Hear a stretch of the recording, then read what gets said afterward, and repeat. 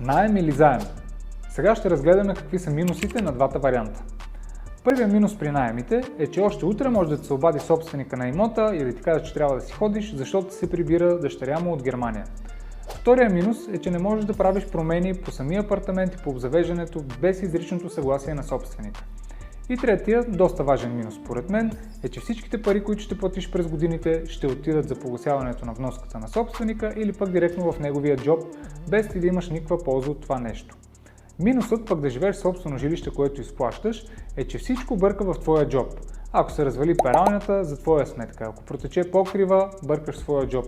Ако правите ремонт на общи части, ако се спука тръба в апартамента, за всичко бъркаш в своя джоб. Втория минус да притежаваш жилище е, че не можеш лесно да си предоговориш вноската по кредита, вместо да отидеш на по-нисък наем. Трудно можеш да си намалиш вноската с 100 или с 200 лева.